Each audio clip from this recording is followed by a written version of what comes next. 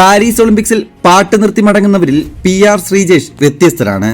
പ്രായമേറുന്തോറും വീര്യമേറുന്ന മികവിന്റെ പാരമ്യത്തിന്റെ നേട്ടത്തിന്റെ അപൂർവ മുദ്ര ചാർത്തിയാണ് ശ്രീജേഷ് കളത്തിൽ നിന്ന് വിട വാങ്ങുന്നത്.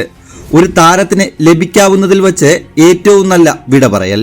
സന്തോഷവും സങ്കടവും കൊണ്ട് ശ്രീജേഷ് രാജ്യത്തെ ആകെ ആനന്ദ കണ്ണീരിലാക്കിയെന്ന് വേണം പറയാൻ. തുടർച്ചയായ 2ാം ഒളിമ്പിക്സ് മെഡലാണ് ശ്രീജേഷിന്റെ വിരമിക്കലിന് ചന്തം ചാർത്തുന്നത്. എന്നാൽ 12 വർഷം മുമ്പ് കഥ ഇങ്ങനെയായിരുന്നില്ല. ശ്രീജേഷിന് കളിജീവിതത്തിൽ ഏറ്റവും വലിയ നിരാശയും അപമാനവും സമ്മാനിച്ചത് ഒരു ഒളിമ്പിക്സ് ആയിരുന്നു. 12 വർഷം മുമ്പ് ആദ്യമായി പങ്കെടുത്ത ലണ്ടൻ ഒളിമ്പിക്സ്.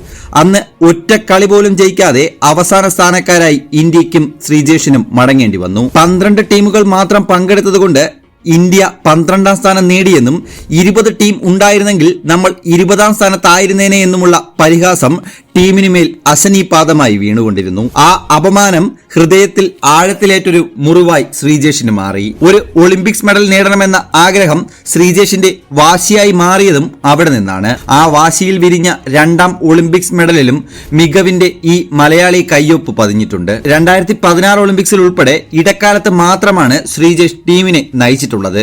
പക്ഷെ എത്രയോ കാലമായി പരിചയസമ്പത്തിന്റെ കാര്യത്തിൽ ടീമിനെ ആകെ പ്രചോദിപ്പിക്കുന്ന പവർ ഹൗസ് ആയിരുന്നു ശ്രീജേഷ്. 8ാം ക്ലാസ്സിൽ പഠിക്കവേ അത്ലറ്റാകാൻ മോഹിച്ച് GV രാജ സ്പോർട്സ് സ്കൂളിൽ എത്തിയ എറണാകുളം കിഴക്കമ്പലം സ്വദേശി ശ്രീജേഷിനെ അതിൽ ഭാവിയില്ലെന്ന് പരിശീലകർ വിലയിരുത്തി. പക്ഷെ അതാണ് ഇന്ത്യൻ ഹോക്കിക്ക് ഭാഗ്യമായത്. TVയിൽ പോലും ഹോക്കി മത്സരം കണ്ടിട്ടില്ലാത്ത ശ്രീജേഷ് ഗോളിയാകാൻ തീരുമാനിച്ചതും അധികം ഓടേണ്ട എന്ന കാരണത്താലായിരുന്നു. അന്ന് ആ 2 മുറി വീടിന്റെ വരുമാന മാർഗമായിരുന്ന കറവ പശുക്കളെ വിറ്റാണ് അച്ഛൻ രവീന്ദ്രനും അമ്മ ഉഷാകുമാരിയും മകന് ആദ്യത്തെ ഹോക്കി കിറ്റ് വാങ്ങി നൽകിയത്.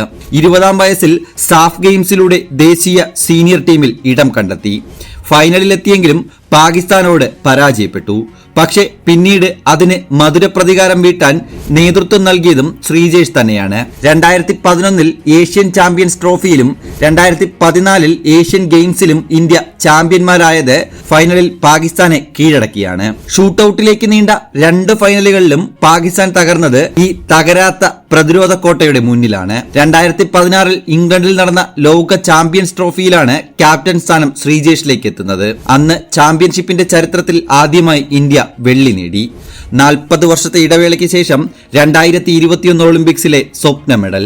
പരിക്കേറ്റ ചെറിയ ഇടവേളകൾ ഒഴിച്ചാൽ കഴിഞ്ഞ 2 പതിറ്റാണ്ടായി ദേശീയ ഹോക്കി ടീമിന്റെ കോട്ടകാത്ത അവിഭാജ്യ ഘടകമാണ് ശ്രീജേഷ്. അതിനിടെ ഒളിമ്പിക്സിലെ ഇരട്ട വെങ്കലവും ഏഷ്യൻ ഗെയിംസിലെ ഇരട്ട സ്വർണവുമടക്കം എത്രയോ നേട്ടങ്ങൾ. രാജ്യാന്തര ഹോക്കി സംഘടനയുടെ മികച്ച കളിക്കാരനുള്ള പുരസ്കാരം ഉൾപ്പെടെ സ്വപ്നതുല്യമായ അംഗീകാരങ്ങൾ. മറ്റൊരു മലയാളി താരത്തിനും അവകാശപ്പെടാനില്ലാത്ത നേട്ടങ്ങളുടെ പെരുമയുമായാണ് ശ്രീജേഷ് ഇതിഹാസ തുല്യമായി കളിജീവിതം അവസാനിപ്പിക്കുന്നത്.